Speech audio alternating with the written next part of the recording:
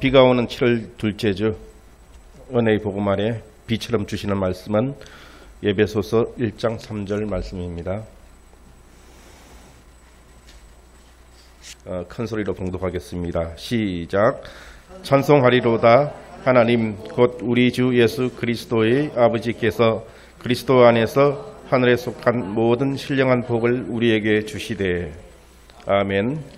그리스도 안에서 주시는 신령한 축복이란 제목으로 차명근 목사님께서 말씀을 전해드리겠습니다. 사랑의 하나님, 성령의 충만함으로 이 시간 함께하여 주시옵소서. 감사드리며 우리 주 예수 그리스도의 이름으로 기도합니다. 아멘. 네, 할렐루야. 네, 사회적 거리두기가 이제 좀 강화가 됐습니다. 우리 25일까지 이제 온라인 예배로 드리게 되는데, 시편 32편 6절에 보면 우리 주를 의지하는 자는 홍수가 범람하여도 그에게 미치지 못하리라 말씀하고 있습니다. 아무리 원수의 그 홍수가 범람할지라도 주님께서 여러분들을 돌보시고 지키시고 인도하실 줄로 믿습니다. 거리두기가 시행되지만 이럴 때일수록 더 여러분들이 말씀과 기도 가운데 가까이 있으시기를 바라고, 또 주님과 더욱 동행하는 귀한 시간이 되기를 바랍니다. 네, 우리는 그 솔로몬 성전에 있는 3층짜리 골방에 대한 메시지를 지난 설교 시간에 함께 배웠습니다. 성도가 성령을 따라 살아가는 삶의 방식이 그게 담겨 있죠. 1층, 2층, 3층의 특징이 기억나십니까? 네, 1층에는 빵과 포도주가 있습니다. 2층은 안식하는, 제사장들이 안식하는, 안식을 상징하는 제사장이 쉬는 공간이 있습니다. 그리고 3층에는 금과 은이 보관된 장소입니다. 의로움과 또 구속이 상징되고 있죠. 그리스도께서 십자가에서 다 이루신 일 가운데 안식하는 것을 통해서 떡과 포도주, 예수님이 채찍에 맞으시고 피 흘리시고 하는 이러한 십자가의 사건, 주님이 십자가에서 다 이루신 사건 가운데 2층 안식하는 것을 통하여 3층으로 가게 된다. 의로움과 구속으로 들어가게 된다. 성도의 삶입니다. 의의 길을 상징하는 나선형 계단으로 이어져 있고 올라갈수록 그 공간이 점점 넓어진다 되어 있습니다. 3층이 넓어진다는 것은 뭐냐면 3층이 우선적 가치와 의미를 담고 있다는 것이에요. 우리의 방향성이고 그렇습니다. 여기서 우리는 영적인 삶의 경험적인 측면과 신분적인 측면을 이해할 필요가 있습니다. 즉 우리의 그 영적으로 실제로 경험하는 삶은 성령의 인도하심을 따라 1층을 거쳐서 2층을 거쳐서 3층으로 올라가는 삶의 그 경험으로 살아가죠. 그것이 우리의 그 경험적 측면입니다. 그러나 성도의 신분적인 측면은 3층입니다. 신분적인 측면은 3층입니다. 경험적인 측면은 1층부터 2층, 3층을 경험하는 것이죠. 이 신분적인 측면을 깊이 믿고 깨달을 때 많은 사람은 이 신분적인 3층을 목표로 하면서 달려가죠. 근데 그것을 주님이 원하는 삶이 아닙니다. 이미 3층이 이루어졌기 때문에 우리는 1층, 2층, 3층을 살아갈 수 있는 경험적인 열매를 얻게 된다는 것이에요. 우리가 이 신분적인 측면을 깊이 믿고 깨달을 때 우리는 실질적으로 가시적인 하나님 나라를 구현하는 경험적인 측면을 살아갈 힘과 능력을 얻게 됩니다. 우리는 영적으로 몇 층에 있습니까? 그러면 3층에 있습니다. 신분적으로. 그리스도께서 십자가에서 죽으실 때 우리도 함께 죽었고, 그리스도께서 죽음에서 부활하실 때 우리도, 저와 여러분도 함께 부활하여 그리스도 안에서 하나님 우편에 앉은 자가 되었습니다. 이것이 3층, 우리의 신분적인 위치를 말하고 있습니다. 즉 우리는 신분적으로 그리스도 안에서 하늘의 처소에 있는 자입니다. 이것이 우리의 정체성입니다. 바울은 서신서에서, 바울이 쓴 그 서신서에 보면 바울이 마치 자기가 한 것처럼 이렇게 얘기는 안 하고 있지만 모든 학자들은 그 바울의 이야기, 자기의 이야기를 이렇게 에둘러서 이야기한 것입니다. 자신이 14년 전에 셋째 하늘에 끌려 올라간 적이 있음을 고백하고 있습니다. 3층 천에 대한 이야기가 있습니다. 하늘이 3개로 이루어져 있다라는 함의가 들어가 있죠. 3층 하늘에 대한 이야기가 나옵니다. 고린도후서 12장 2절을 보겠습니다.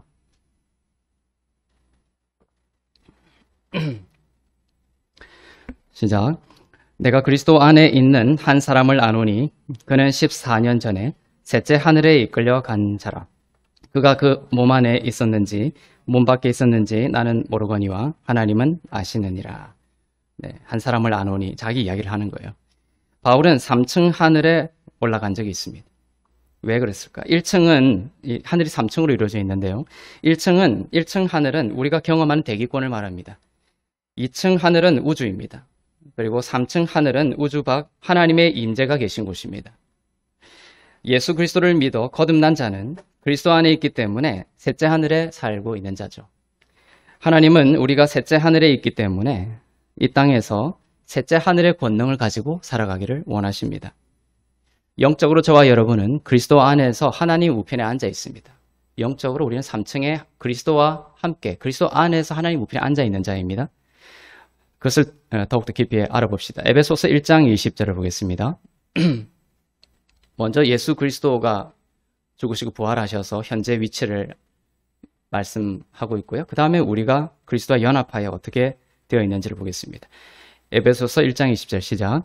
그의 능력이 그리스도 안에서 역사하사 죽은 자들 가운데서 다시 살리시고 하늘에서 자기의 오른편에 앉히사. 네, 하나님의 능력이 그리스도 안에서 역사하셔서 죽은 자들 가운데서 그리스도를 어떻게 하셨다? 다시 살리셔서 하늘에서 하나님의 오른쪽에 앉히셨다. 이렇게 기록하고 있습니다. 그래서 예수님의 위치가 어디입니까? 하늘의 하나님 우편에 있습니다. 주님은 우리 안에도 계시죠. 예수님은. 근데 성령의 하나님의 영이신 성령의 영으로 지금 우리 안에 계십니다. 하지만 예수님은 부활하실 때 영광의 몸을 가지고 부활하셨어요. 하나님은 몸이 없으시고 성령은 몸이 없으시지만 예수님은 몸이 있으십니다. 우리가 재림하고 주님을 다시 만날 때 주님은 몸을 가진 예수님을 만나게 될 거예요. 그리고 지금도 하늘에 계신 예수님은 하나님 우편에 앉아 계신 예수님은 몸을 가진 우리가 장차 있게 될 그 몸을 가지고 몸이 있는 하나님이시죠. 그 몸을 가지고 하나님 우편에 앉아 계십니다. 네, 우리가 예수님을 믿게 되면 우리는 그리스도 안에 있기 때문에 우리 역시 그리스도 안에서 하나님 우편에 앉아 있는 자가 되는 것이죠. 에베소서 2장 5절부터 6절을 보겠습니다. 시작. 허물로 죽은 우리를 그리스도와 함께 살리셨고 너희는 은혜로 구원을 받은 것이라. 또 함께 일으키사 그리스도 예수 안에서 함께 하늘에 앉히시니. 네. 저와 여러분은 그리스도 안에서 함께 하늘의 하나님 우편에 앉은 자임을 잊지 마시길 바랍니다. 네, 성령으로 그러니까 예수님이 우리와 함께 있다 이 말씀은 뭐냐면 성령은 예수의 영이거든요. 성령께서 우리 안에 계신데요. 그것을 다른 말로 성령이 예수의 영이기 때문에 예수님이 우리와 함께 있다 이렇게 표현하고 계신 것이죠. 하지만 예수님의 그 몸을 가진 예수님은 지금 하나님 우편에 앉아 계신 것입니다. 그리고 지금 방금 읽은 에베소서 2장 5절 6절 말씀처럼 우리가 예수를 믿고 그리스도 안에 있는 자가 되었기 때문에 지금 예수님의 위치 안에 우리가 있다는 것이죠. 신분적으로. 그래서 우리의 위치도 어떤 것이에요? 하나님 우편에 앉아 있는 자가 된 것입니다. 앉아 있다는 것은 승리를 말합니다. 셋째 하늘의 자리이죠. 거기가. 예수님이 앉아 있는 자리가 바로 셋째 하늘의 자리고 우리도 그래서 셋째 하늘의 자리에 앉아 있는 것입니다. 셋째 하늘의 자리에 앉으신 예수 그리스도를 성경은 또한 어떻게 표현하고 있냐. 셋째 하늘에 앉아 있다 이렇게 표현할 수도 있지만 성경은 모든 이름 위에 뛰어난 이름을 주셨다 이렇게 표현하고 있어요. 그것이 바로 셋째 하늘에 있다라는 것의 다른 표현입니다. 모든 이름 위에 뛰어난 이름을 주셨다. 에베소서 1장 21절을 보겠습니다. 이 말씀은 20절 다음 절이죠. 우편에 앉아 있다라는 그 다음 구절입니다. 시작. 모든 통치와 권세와 능력과 주권과 이 세상뿐 아니라 오는 세상에 일컫는 모든 이름 위에 뛰어나게 하시고. 하나님 아버지는 예수 그리스도를 죽음에서 일으키셔서 모든 이름 위에 뛰어나게 하셨습니다. 그런데 믿는 여러분은 그리스도 예수 안에 있기 때문에 역시 어떤 거예요? 모든 민족 위에 뛰어난 이름을 가진 신분입니다. 신명기 28장에는 하나님이 주시는 놀랍고 아름다운 축복들이 기록되어 있어요. 신명기 28장에는. 그런데 1절, 2절하고 그 다음 절부터를 구분해서 볼 필요가 있습니다. 신명기 28장 3절부터 아주 그 많은 축복들이 기록이 되어 있어요. 축복들이. 그런데 그 축복들이 일어나기 전에 1절, 2절에 모든 축복이 일어나기 전에 어떤 구절들이 1절, 2절에 주목해 볼 필요가 있습니다. 축복의 전제적인 일이죠. 신명기 28장 1절, 2절을 보겠습니다. 모든 축복이 기술되기 전절입니다. 이것이 전제적으로 우리에게 주어짐으로 인하여 3절부터의 축복이 우리에게 부어진다. 하늘의 신령한 축복이 우리에게 부어지게 되었다라는 것입니다. 그 전제적인 1절, 2절을 보겠습니다. 시작. 내가 내 하나님 여호와의 말씀을 삼가 듣고 내가 오늘 내게 명령하는 그의 모든 명령을 지켜 행하면 내 하나님 여호와께서 너를 세계 모든 민족 위에 뛰어나게 하실 것이라. 내가 내 하나님 여호와의 말씀을 청종하면 이 모든 복이 내게 임하며 내게 이르니니 너를 세계 모든 민족 위에 뛰어나게 하실 것이다. 이렇게 말씀하고 있죠. 그 결과로 3절부터의 축복이 기술되어 있습니다. 이 신명기 구약, 신명기 28장만 봐도 구약에는 모든 명령을 지켜 행하면 이것이 전제적으로 자꾸만 붙어 있지만 이것은 신약적인 우리가 읽을 때에는 예수 그리스도께서 십자가의 은혜로 율법의 완성이 되심으로, 율법의 마침이 되심으로 이제 믿는 자들은 예수 그리스도 안에서 의롭게 되었다라는, 예수 그리스도 안에 있다라는 이 믿음을 통해 3절부터의 축복이 임하게 된다라는 것입니다. 신명기 28장 69절까지 하늘의 신령한 복이 풍성하게 기록이 되어 있습니다. 하늘에 속한이라고 기록이 되어 있죠. 우리가 오늘 본문 말씀에 보면 하늘에 속한이라는 것은 땅에서 우리가 경험하는 복이지만 그 근원이 하늘에서 내려주시는 복이라는 뜻입니다. 그 중에 28장, 신명기 28장 3절부터 이어지는 그 모든 축복들을 여러분들 기회가 되면 한번 쭉 69절까지 읽어보시면 좋겠어요. 그 중에 하나를 한번 보면은 6절, 8절을 한번 보겠습니다.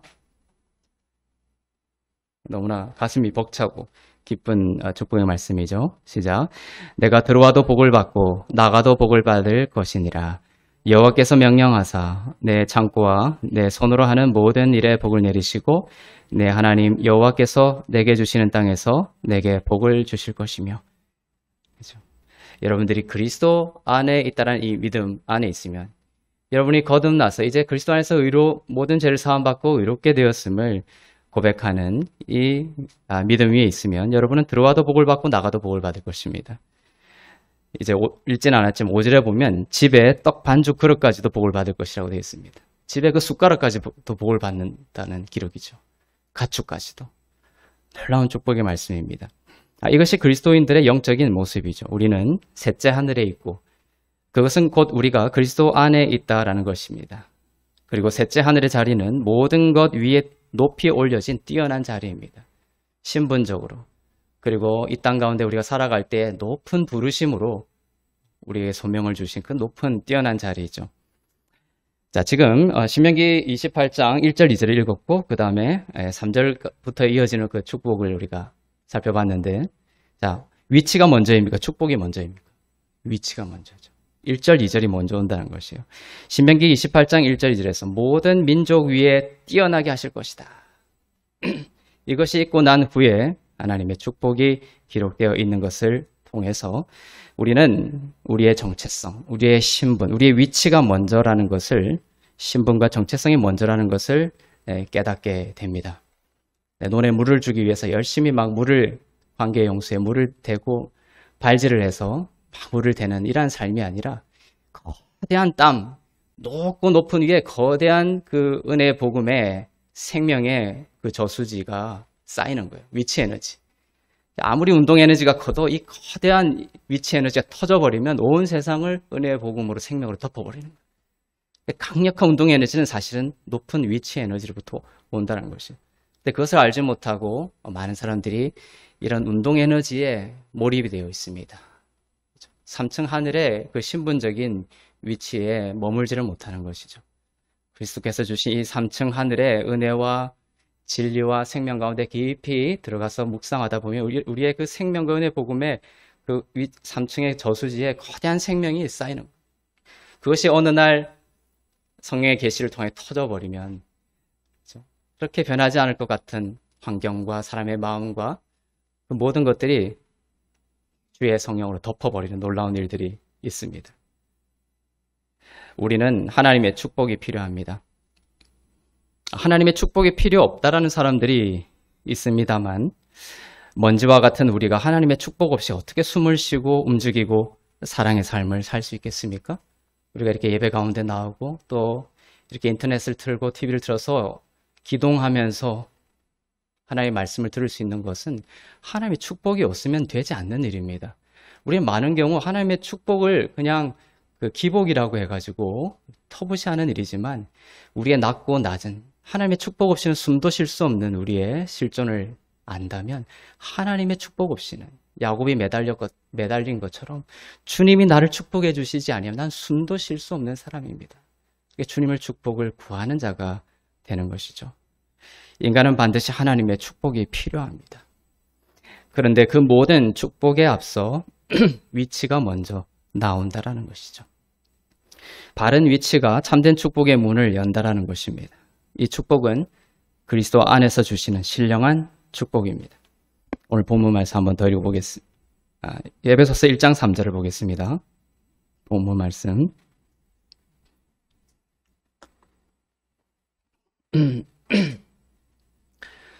시작.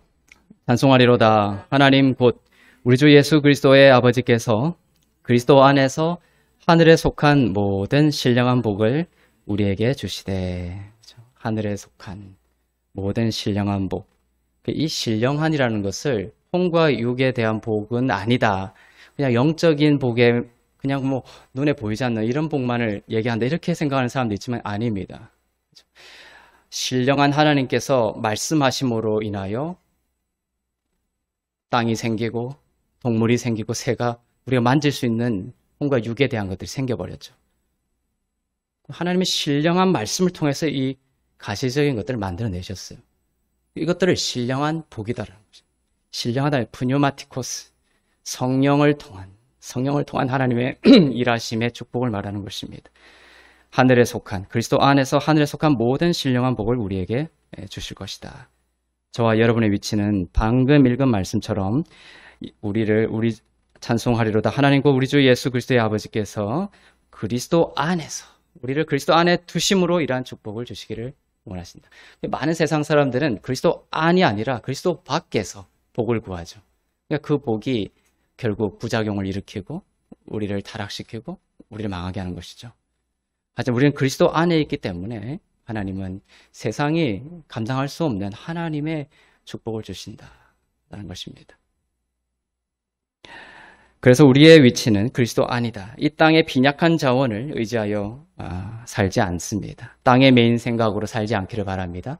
그리스도 안에 있고 하나님이 주시는 축복으로 땅에서 나의 능력과 나의 지혜와 인간적인 어떤 것을 동원해서 열심히 살아가는 축복이 아니라 그리스도 안에 있다라는 이 믿음을 통하여 하나님이 성령을 통하여 주시는 모든 신령한 복을 기준으로 살아가는 여러분 되시길 바랍니다. 은행 잔고를 기준으로 살지 마십시오. 여러분 가운데 이미 흐르고 있는 꿈과 비전과 성령께서 주시는 하나님의 영광을 기준으로 사십시오. 하나님이 다 열어주실 것입니다. 하나님은 하나님의 부유함과 영광을 여러분에게 공급하실 것입니다. 그리스도 안에 있는 자에게 하나님께서 공급하신다라고 되어 있는데, 채우신다라고 되어 있는데, 자, 은행 잔고가 기준이 아닙니다. 무엇을 따라 공급하시는지 보겠습니다. 빌립보서 4장 19절을 보겠습니다.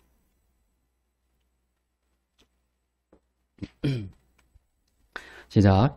나의 하나님이 그리스도 예수 안에서 영광 가운데 그 풍성한 대로 너희 모든 것을 쓸 것을 채우시리라.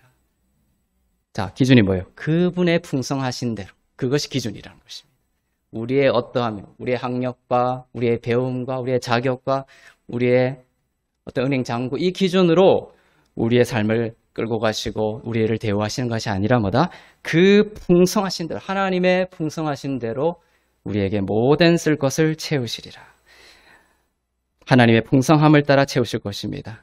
하나님의 자녀가 되었다면 성도들은 하나님의 자원으로 하나님의 일을 하는 자들이고 하나님 아버지의 것이 믿는 자들의 것임을 믿고 기도하는 자들입니다. 자, 누가복음 15장 31절을 보겠습니다. 성자의 비유에서 큰아들에게 아버지께서 밝히신 비밀이죠. 시작. 아버지가 이르되 예, 너는 항상 나와 함께 있으니 내 것이 다 내 것이로다. 그렇죠?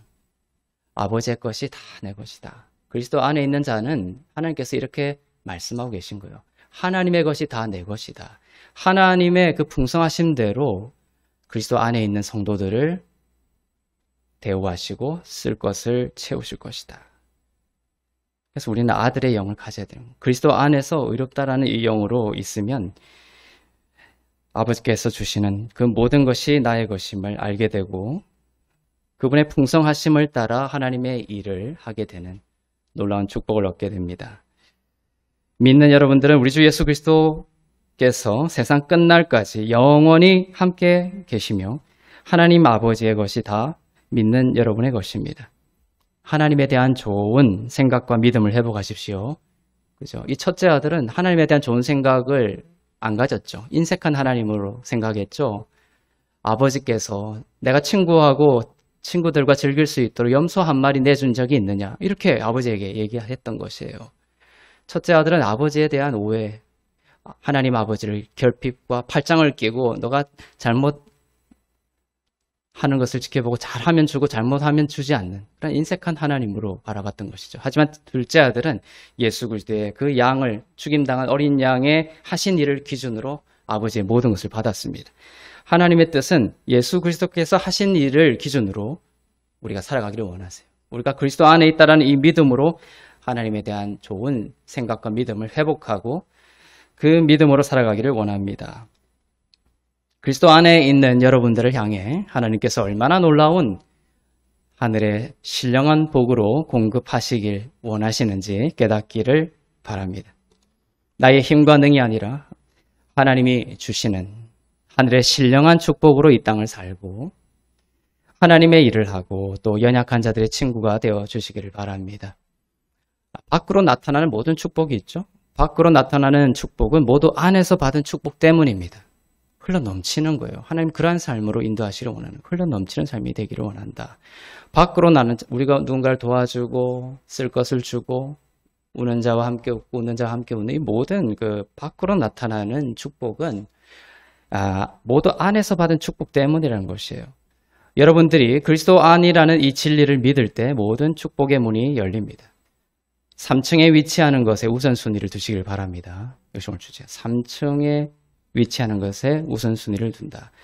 모든 기적이 일어나는 곳입니다. 성령이 인도하시는 곳입니다. 기름 부음이 있는 곳입니다. 3층이. 그리스도 안에 있는 믿음 가운데서 성령의 인도함을 받도록 자신을 허용하고 맡겨드릴 때마다 여러분은 세 번째 하늘의 그 부유함을 실제적으로 이 땅에서도 경험하게 될 것입니다. 사도행전 20장에 보면 바울이 밤중까지 강론할 때 유두고라는 사람이 졸다가 떨어져 죽는 사건이 발생합니다. 그게 3층 천이 그 단어가 똑같이 나오는데요. 사도행전 20장 7절부터 9절 말씀을 보겠습니다.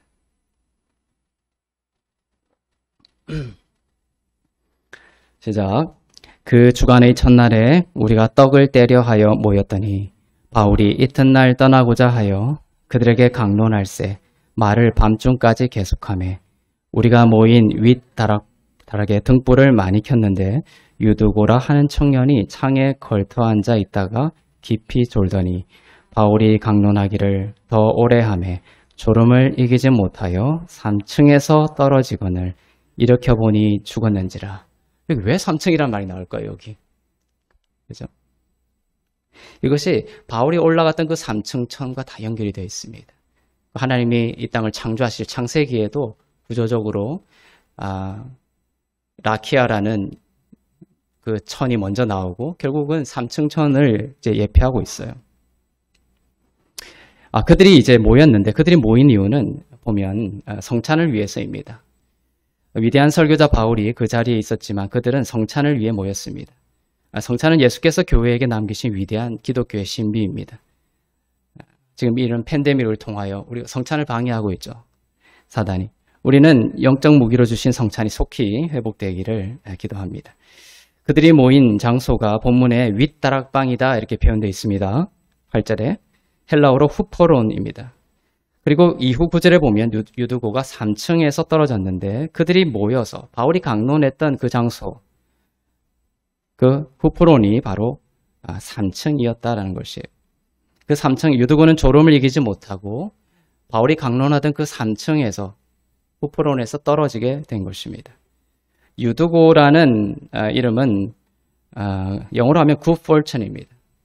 우리말로 표현하면 좀 행운, 뭐 이렇게 조금 부정적인 어감이 있지만 성경적으로 이 유두고란 단어 원어는 하늘의 신령한 복을 말하는 좋은 의미입니다. 그 복이 어디에서 추락한 거예요? 3층에서 떨어져 버린 거예요. 하나님이 주신 신령한 축복이 떨어져 버린 것입니다. 유두고가 추락해 버린 것이에요. 졸다가. 왜 교회는 하나님이 주시는 신령한 복을 잃어버리게 된 걸까요? 듣지 않았기 때문이죠. 바울이 가르칠 때 잠이 들었던 것입니다. 바울이 부활하신 예수께 받은 은혜의 복음은 바울의 말이 아니라 부활하신 예수 그리스도의 말씀이었습니다. 그래서 예수께 바울이 직접 계시받았다. 그렇죠? 요한이든 베드로든 요한이든 살아있을 때 예수님이 살아있을 때 계시를 받았는데 바울은 예수님 사후에 사도죠. 사도인데 예수님이 돌아가신 이후의 사도입니다. 그런데 왜 사도라고 하느냐? 특별하게 바울만은 부활하신 모든 다 제자들은 뭡니까? 예수님의 그 생전에 그 받은 말씀을 통하여 사도가 되었지만 사도 바울은 부활하신 그 예수님의 신분이 부활하신 예수님으로부터 담의 세계에서 직접 계시를 받았다. 그래서 나의 복음이다라고 표현합니다. 그래서 바울의 복음은 특별한 의미를 가지고 있습니다. 우리는 바울이 전한 이 은혜의 복음을 들어요. 그래서 바울이 자기의 복음 앞에 나의 복음이다라고 하면서 항상 은혜의 복음이다라고 계속 수식어를 붙여 나가는 이유가 그것입니다. 로마서 1장 17절을 보겠습니다.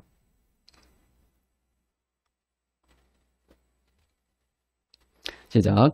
복음에는 하나님의 의가 나타나서 믿음으로 믿음에 이르게 하나니 기록된 바 오직 의인은 믿음으로 말미암아 살리라 함과 같으니라. 복음에는 하나님의 의가 드러난다. 바울의 이 바울 신앙, 바울의 은혜 복음의 이 부활하신 예수님으로부터 받은 이 바울의 은혜의 복음이 말하는 것은 하나님의 의가 드러난다는 것입니다. 이것이 은혜의 복음의 핵심입니다. 하나님의 의가 드러난.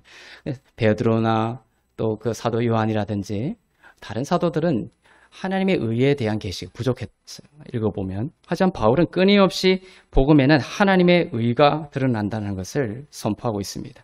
죄가 사함받고 선물로 주시는 하나님의 의가 나타나고 드러나는 복음을 우리는 계속 들어야 되는 것이죠. 유두고처럼 창에서 졸다가 그게 귀를 닫고 그것을 듣지 않으면 은혜의 복음을 듣지 않는 것을 통하여 추락하게 되는 것입니다. 죄에 대하여 죽었음을 믿는 것입니다. 죽으려고 노력하는 것이 아니라 예수의 십자가를 통하여 이미 죽었다는 것을 깨닫는 것입니다. 3층 하늘에 머무는 것입니다. 마태, 마가 등을 들을 필요가 없다는 뜻이 아니라 바울의 그 은혜의 복음은 나머지 계시에 대한 해석의 열쇠가 되는 것입니다. 복음은 계시 신학이죠. 율법은 계시가 필요 없으나 은혜의 복음을 알고 믿기 위해서는 계시가 필요합니다. 성령께서 그 마음을 열어주셔야 하고 예수를 그리스도로 볼 수 있게 하셔야 합니다. 사람이 할 수 없습니다. 교회가 이 good fortune, 유두고를 잃어버린 까닭이죠. 유두고처럼 바닥으로 떨어진 이유는 사도 바울이 전한 은혜의 복음에 대해 졸았기 때문입니다. 깨어있지 않았기 때문입니다. 예배 시간에 조는 것을 말하는 것이 아닙니다. 은혜의 복음에 대하여 영혼의 문을 닫았다는 뜻이에요. 유두고가 추락해 죽었지만 사도 바울은 그 다음에 사도 바울이 그 추락한 유두고를 어떻게 대우했는지를 볼 필요가 있죠. 사도 바울은 그 3층에서 강론하고 있었는데 3층에서 내려와서 죽은 유두고 위에 엎드려서 그 몸을 안아서 살렸습니다. 즉 3층의 그 은혜의 복음과 기름 부으심으로 유두고를 덮어 살린 것입니다. 사람의 능과 힘으로 살린 것이 아니라 셋째 하늘의 정체성으로 덮었고 성령의 기름 부으심이 죽은 유두고에게 생명을 주었습니다. 그리고 바울은 다시 3층으로 올라갔다 이렇게 기록되어 있어요. 사도 바울은 우선순위가 분명했습니다. 성찬을 하고 3층 그 셋째 하늘에 은혜의 복음으로 날이 새기까지 설교를 했습니다. 교회는 셋째 하늘을 우선순위로 삼아야 합니다. 그리스도 안에서 하나님의 의가 되었다는 은혜의 복음에 귀를 열어야 하고 그렇게 함으로 죽은 모든 것들을 살리는 성령의 기름 부으심을 경험하게 될 것입니다. 세상은 떨어져 있는 상태입니다. 유두고처럼 세상은 추락해 있습니다. 영광에서 멀어져 있습니다. 속죄소보다 십계명 그 율법이 아래에 있는 것처럼 모든 세상은 은혜로부터 떨어져서 영광으로부터 추락해 있습니다. 로마서 3장 23절을 보겠습니다.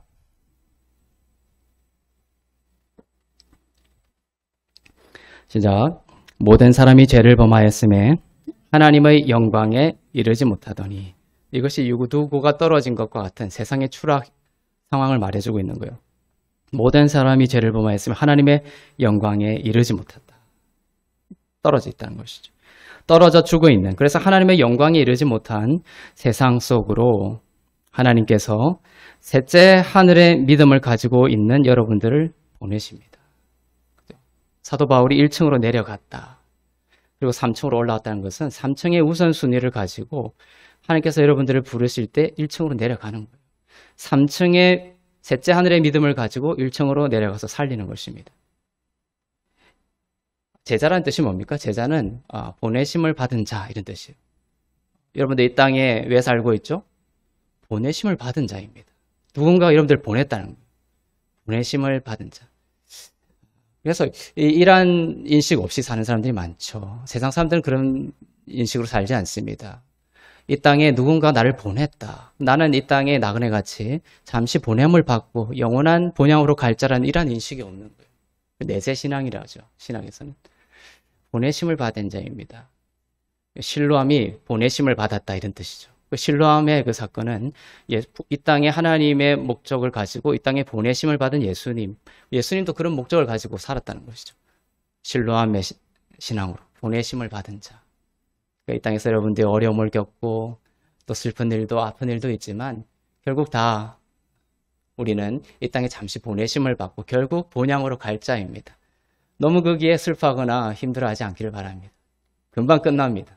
하지만 주님이 우리를 부르실 때까지는 이러한 보내심을 받은 사도적 영성으로 셋째 하늘의 믿음으로 이 땅을 살아갈 수 있기를 바랍니다. 그리스도 안에서 의로움을 입은 여러분은 세상을 살리고 변화시키는 그걸 뭐냐면 저는 높은 부르심이다라고 이야기하고 싶어요. 저는 이 단어가 제 가슴을 막 치는 거예요. 그리스도 안에서 내가 의롭게 되었다는 것은 뭐냐면 이제 그 치킨처럼 닭처럼 땅에 있는 모이를 먹고 사는 어떻게 그 땅에 있는 것들을 먹으면서 살까 하고 안절부절한 사람이 아니라 독수리처럼 그렇죠? 하늘의 그 3층의 믿음을 가지고 땅을 내다보며 하나님의 창세기의 그 창조 목적 다스리고 정복하고 이 세상을 하나님의 생명으로 변화시키는 이런 높은 부르심을 입은 자들, 높은 부르심. 여러분은 높은 부르심을 받은 보내심을 받은 자인 줄로 믿습니다.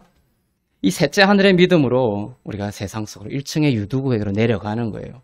세상 속으로 가서 우는 자와 함께 울고 웃는 자와 함께 웃을 때 죽은 자가 살아나는 성령의 기름 부으심을 경험하게 될 것입니다. 우리 하트교회는 작년 2월에 코로나 시국에서 하나님이 세우셨습니다.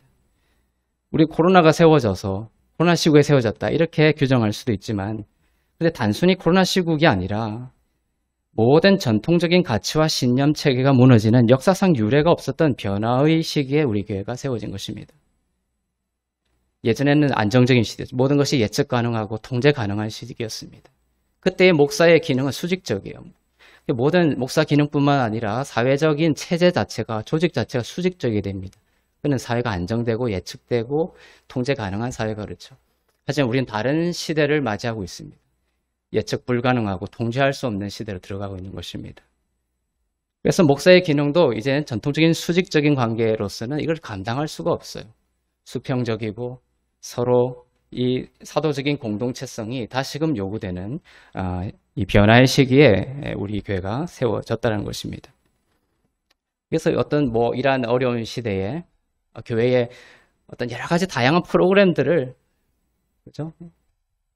막 끌어와가지고 피상적으로 이러한 변화의 시대에 대처하는 것은 근시안적이라는 것이. 우리는 다시금 이 말씀 속으로 들어가서 이 변화의 시대에 우리에게 요구되는 하나님의 말씀이 무엇인지를 알아야 되는 것이죠. 그 시기에 이러한 시대, 관리하고 통제하고 예측할 수 있던 시대가 저물고 불연속적인 변화 속에서 사람들은 불안하고 절망하고 유두고처럼 죽거나 죽어가고 있습니다. 그 시기에 우리 교회가 세워진 것입니다. 이러한 과도기엔 두 가지 반응이 있죠. 이전에 전통적인 참 예전이 좋았다. 얼마나 예전이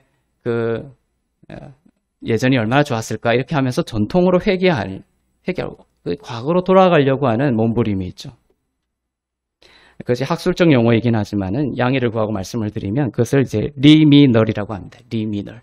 전통으로 계속 돌아가려고 하는 이 변화의 시기가 두렵고 불안하기 때문에 어떤 과거에 했던 것들을 향수하면서 돌아가려고 하는 것이에요.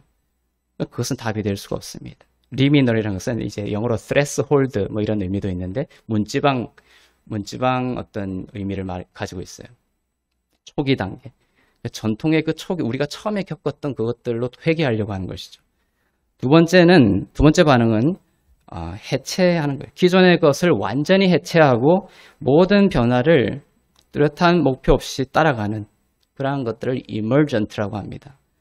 신생의 이런 뜻이죠. 어떤 변화들을 하나님의 말씀을 가지고 분명한 어떤 목적을 가지고 가는 것이 아니라 이제 변화가 됐으니까 모든 것들을 다 수용하면서 그냥 방향 없이 가는 것을 emergent라고 합니다. 그러나 이 두 가지 모두는 해답이 될 수 없습니다. 우리는 이제는 되돌아갈 수 없는 이미 사라졌어요. 이미 사라져서 사라져가고 있는 가치와 신념 체계와 패턴을 버리고 은혜의 복음 안에서 새로운 미래로 나아가야 합니다. 우리들은 사도 바울처럼 셋째 하늘이라는 은혜의 복음, 의의 복음을 우선순위로 두고 성령의 기름 부으심을 따라 살아갑니다. 그리고 우리는 떨어져 죽은 유두고라는 그 세상을 외면하지 않고 우리의 몸을 그 위에 덮습니다. 성육신적이고 사도적인 교회를 말합니다. 좀 사소한 예일 수도 있지만 한번 예를 들어서 제가 생각을 해보면 선교적인 영역을 한번 예를 들면 우리가 선교를 하고 선교 대상자라는 것을 생각하죠. 우리가 선교를 하는 자고 선교 대상자가 대상화되어 있죠. 이것이 전통적인 선교의 패러다임입니다.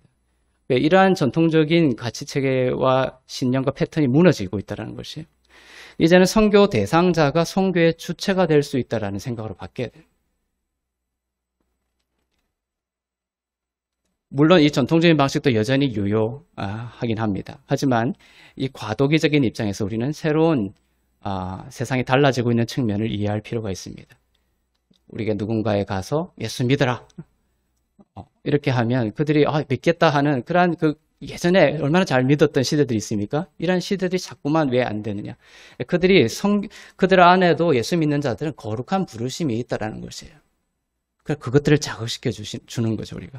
그들이 선교 대상자가 선교의 주체로 편입되는 이러한 패러다임의 전환이 필요한 시대다. 예를 들면 이제 우리 교회, 우리는 컨텍스트, 우리가 텍스트라고 하면 우리가 위치해 있는 그 환경을 고려하는 것을 컨텍스트라고 하는 거예요. 우리가 이 컨텍스트를 벗어나는 것이 아니라 하나님은 우리를 이 컨텍스트 속에 위치하신 이유가 있어요. 우리 교회가 왜 여기 있느냐?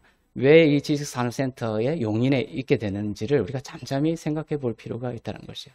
그게 하나님의 해답이 또한 있을 수 있다는 것입니다. 예를 들면 우리 교회는 많은 사람들이 이제 오피스에서 일을 하고 있는 지식산업센터에 위치하고 있습니다. 그리고 어정 가구단지라든지 주변에는 외국인 근로자들, 중국인, 베트남 사람들이 많이 있습니다. 이러한 다른 환경들도 있을 수 있겠지만 이러한 것들이 우리 교회가 지역적으로 위치하고 있는 맥락, 컨텍스트라는 것이죠.